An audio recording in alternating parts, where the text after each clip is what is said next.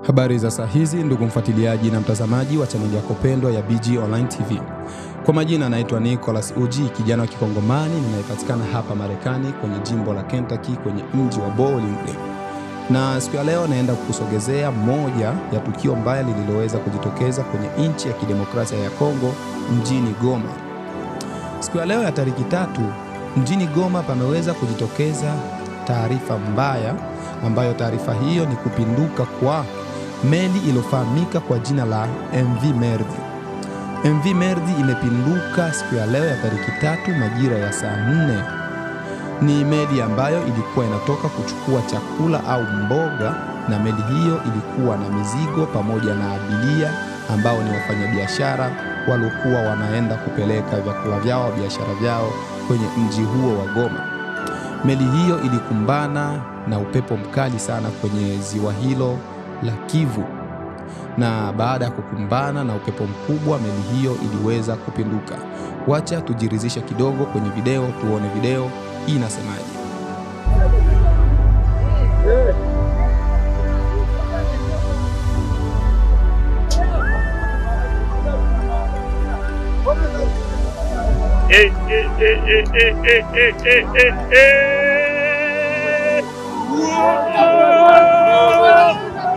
Merdi na maliza watu Mungu watu waniki watu wanaisha Mungu waniki sana Merdi wote.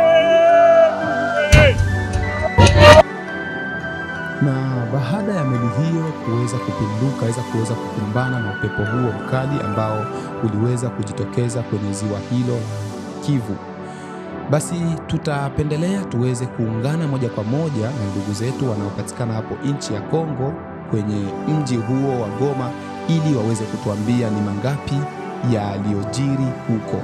Haiza wangapi waliweza kupatwa na umauti, wangapi ambao wameweza kutolewa ambao bado hawajafa, na wangapi ambao waliweza kuokolewa wakiwa wazima na uzima wao. Basi ningependelea tuweze kuungana na ndugu zetu walioko Goma ili tuweze kujua ni mangapi yanayoendelea.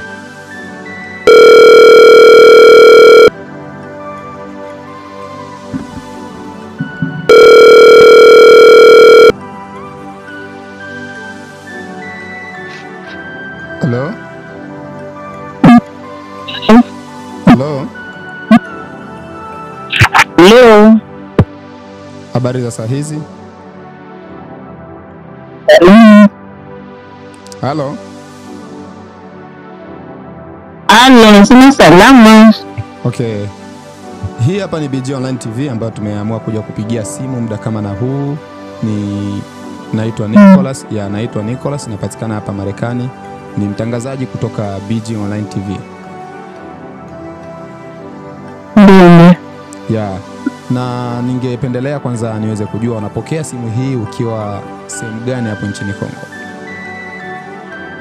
Napokea simu hii nikiwa Goma. Ukiwa Goma. Okay. Na muda huu ni majira gani hapo Goma? Kwa sababu sisi hapa Marekani muda huu tupo mida ya saa 7 na dakika 45 mchana. Mpo saa ngapi sasa hivi Goma? Sasa hivi tuko 20. Sasa hivi mpo 20. Sawa, nimepiga simu ili niweze kuulizia kuhusiana na tukio lililoweza kujitokeza hapo maeneo ya Goma kwenye ziwa Kivu, kwenye lake Kivu.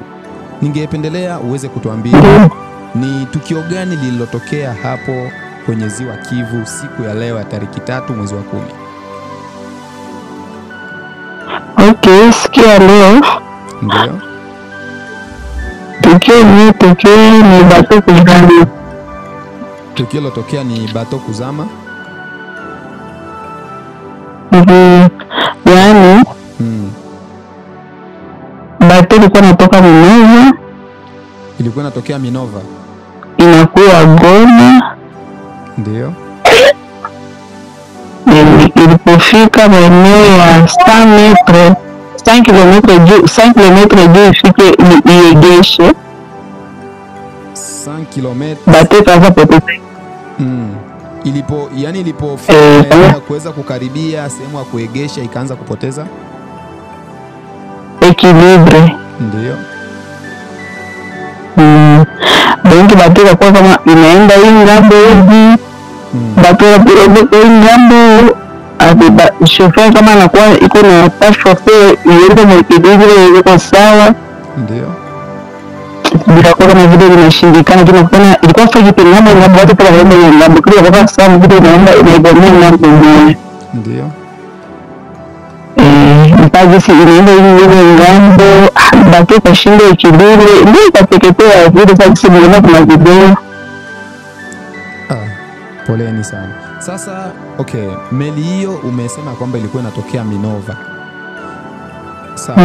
Ya, na tukiangalia meli hii hiyo imeandikwa ni MV Mardin kama Mardin. MV Merdi. Ya. Okay, meli hiyo ni meli ya hapo Baraka, ni meli ya hapo Goma au? Ndio ni meli tu hapa Goma baki kwa sababu kutoka hapa Goma ndio Minova, natoka Minova na hapa Goma na ngana ilishia kupora ya nani ya Kituku. Ndio tarangua machakula na madegine mafruit baada kuzishia. Okay, okay. Kwa hivyo ilikuwa inatokea Minova kwenda kuegeshea kwenye poro ya Kituku. Ndiyo. Kituku ndio bandari za tuseme ndo poro ya Kavambi pale Goma au? Hapana, Kituku sio poro. Ndio Kituku ni poro ya kati na inaegeshea kama bati za kuleta na chakula. Okay, sawa. Kutoka kwa village. Okay, tungependelea tuweze sasa kuulizia kuhusiana na wale watu ambao walikuwemo kwenye meli hiyo. Sawa? Wale watu ambao walikuwemo kwenye meli hiyo, kwa sababu hapa kwenye mavideo ambazo tumebahatika kuja kuziona, sawa? Ni kama vile meli ilikuwa imeingiza watu wengi sana. Sijui kama meli hiyo ilikuwa aiza meli hiyo waga ina mazoea ya kubeba watu wangapi na waga ina siti ngapi, ina maana meli hiyo waga ina viti vingapi yani?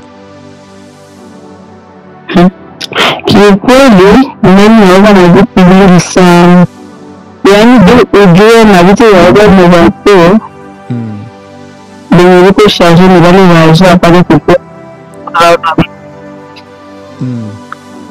Lakini kikawaida tu patuna pakizaka sireji silapo huko.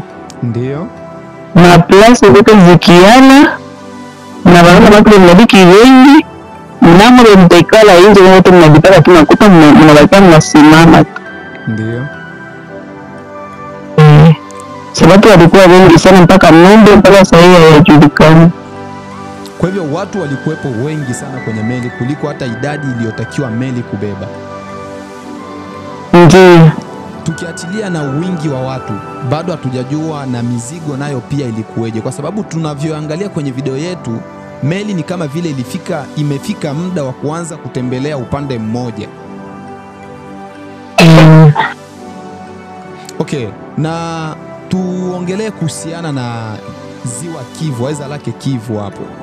Okay, hiyo ziwa Kivu huwa ina rekodi gani? Ziwa hiyo aiza lake Kivu huwaga ina rekodi gani? Ila Kivu ndio rekodi yako ila Kivu lake nyuma yake ni kwa kilo sana. Maji ya lake yanakuwa kilo sana. Alafu pili ni nini iko ndani ya gas. Nini? Gas iko ndani ya hiyo, iko ndani ya hilo ziwa. Yani ila Kivu ikisema sema ni mizani kama kujifunza kuogelea mlaki Kivu, hata kama ulikuwa unaogelea kuna laki Tanganyika nini hauwezi kuogelea mlaki Kivu. Ndio naoka ubaya pana na tena pili kama unapala mangoni kuna machuma c'est difficile uokoke tu ile chumi itakuwa nafanya ile mwenye vitu na kuvuta na smako hivi na kushusha chini ya maji. Okay. Okay, na tukipendelea kuulizia baada ya ajali hiyo iloweza kusababishwa na meli kuzama. Sawa? Hadi sasa hivi serikali imeripoti kuokoa miili mingapi ya baadhi ya watu waliokuwemo kwenye meli hiyo ambayo iliweza kuzama? Yaani mpaka sasa hivi tunapata kusikia kusema walipata 56 personnes. 56 personnes ndio yenye bado imeokolewa mle kwenye meli. Ndio yuko hospitali. Okay. Na hao watu 56, hao watu 56 ni wapo kwenye hali gani hao watu ambao wapo hospitalini hadi kufika muda huu? Walio wengi wapo kwenye hali gani? Wako hoi. Wapo hoi. Yaani wote hawajitambui. Ndio.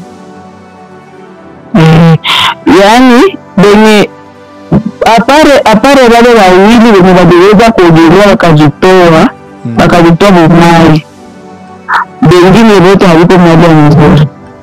Kwa hivyo kwenye kusanyiko lote aidha kwenye abiria wote wale ambao walikuwa wamebebwa kwenye meli hiyo ni wawili tu ndio waliweza kuogelea na kuweza kutoka kwenye meli ilifanya ajali na kuja kufika nchi kavu? Ni mbili tu. Wengine mwanamke ni mwanaume na ule mwanamke yeye hana nguvu yote ya kuongea. Ule mwanaume ndio kuongea sana kama mwanamke wala ndio. Okay. Ndio tunaangalia tu kama anavutwa hivi. Je, nasema. Yaani huyu kijana ambaye tunamuona hapa anaongea, huyu naye alikuwemo kwenye meli hiyo?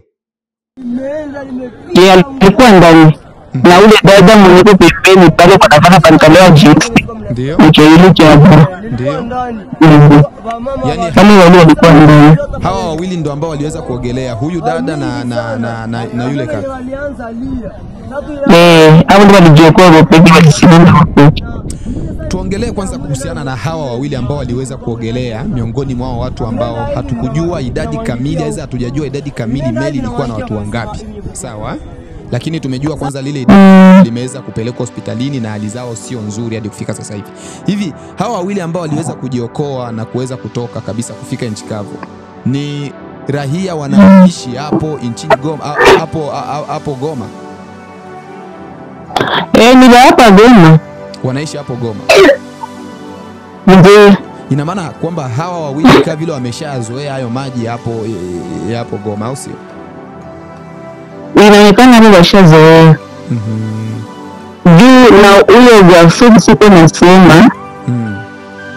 Anasema shamba ni wala alikuwa na wama wingi na wale wamama walikuwa hawajui hata jinsi ya kutupa mkono. Walikuwa tu wanaangalia. Hatari sana.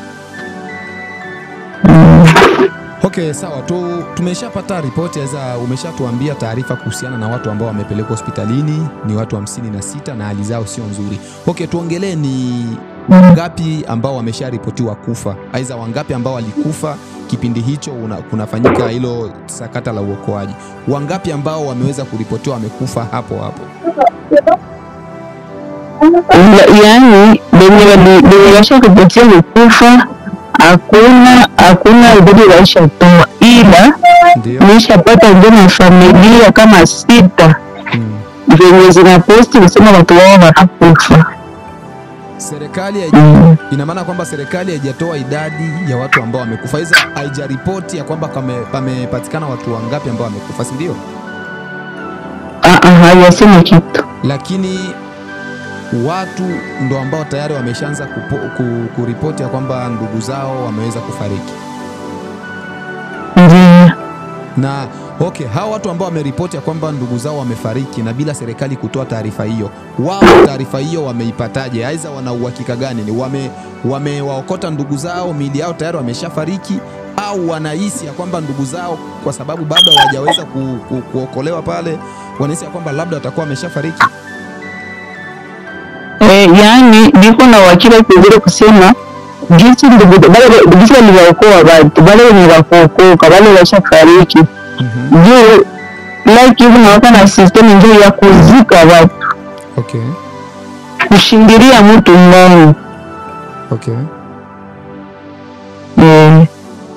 Poleni sana. Okay, na baada sasa ya ajali hiyo kuweza kutokea, tayari pamesharipotiwa kuokolewa baadhi ya miili na sasa hivi wapo hospitalini na miili na hali zao sio nzuri. Hali ya usalama nchini Goma, hali ya usalama hapo Goma ikoje hadi sasa hivi?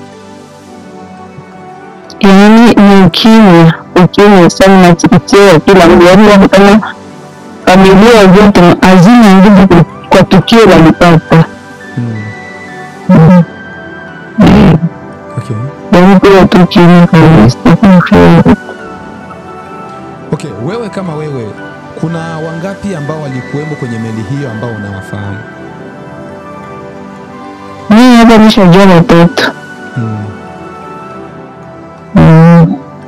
Kuna mmoja kabla, aidha kuna kati yao watu ambao unawafahamu, kuna mmoja ambaye kabla hata hawajapata nafasi ya kuweza kuondoka, kuna mmoja ambaye uliweza kuongea naye, aidha kuna mmoja ambaye mliweza kuongea naye siku mbili zilizopita? Yaani mimi alikubaliondoka kuna na numero sasa ya tu mwato akajiposti.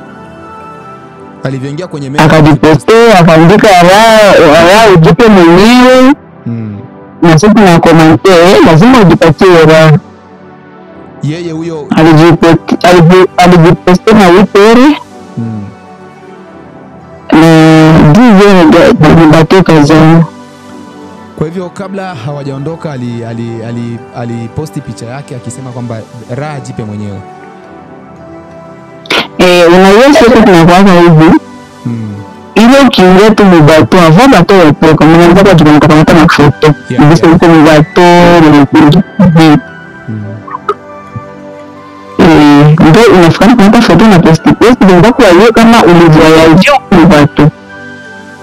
Hatari sana. Kwa hivyo meli iliweza kuondoka hapo mida ya saa 2 na ikazama mida saa 4. Ndio. Hatari sana. Okay, na katika sakata hilo la uokoaji, sawa? Yeah, tunapendelea kuulizia sakata hilo la uokoaji. Serikali kama serikali, sawa? Ilitumia mbinu gani, aidha ilitumia njia gani kwa ajili ya kuokoa watu? Serikali yetu haipaki na bajeti. Yaani raia mnafanya mzuri, kila mtu bila share, kila mtu kama kuingia katika hatua kama kwa mmoja mmoja kwa kuokoa hicho. Ndio serikali yetu ndio wakaanza kutoki hapo tukio. Ndio chapa fanya intervention.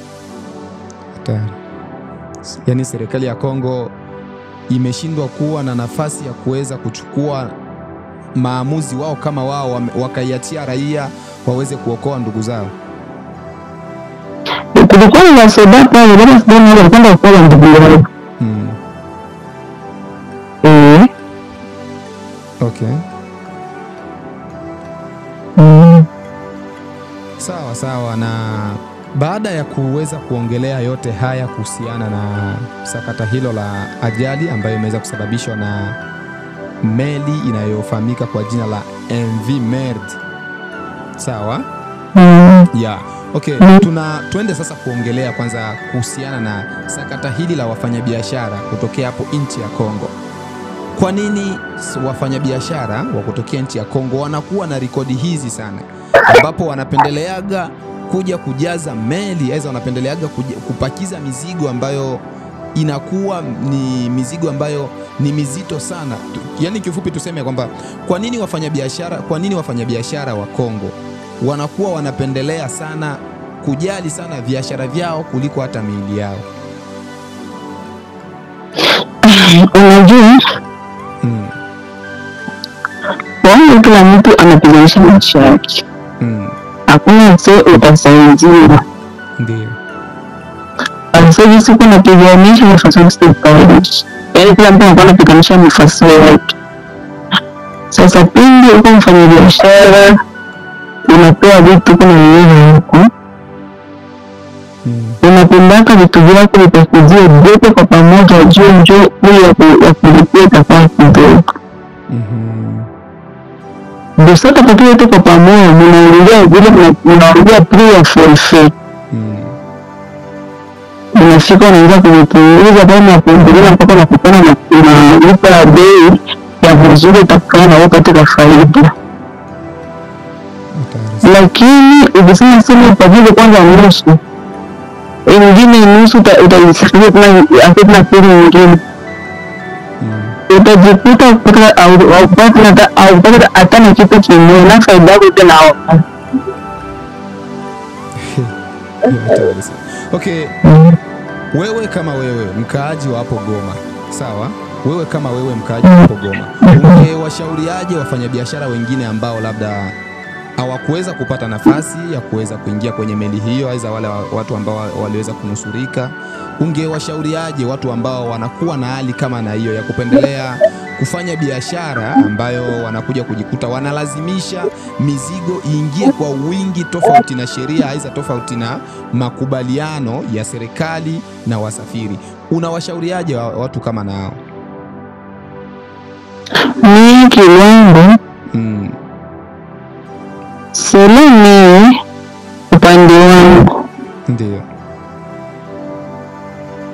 napashwa sema batu pia mizigo na batu wa watu ndio si kama kuna nifata yani ushauri wako, mapendekezo yako unaendelea serikali aidha wafanyabiashara wajitahidi kuweka meli nakusikia vizuri, unasema kwamba kuwe na meli ya mizigo na meli ya watu.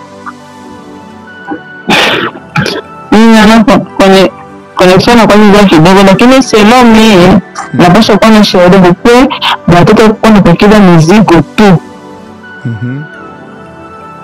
Na watoto kupakiza watu pekee yake, kwa kuchanga watu na mizigo.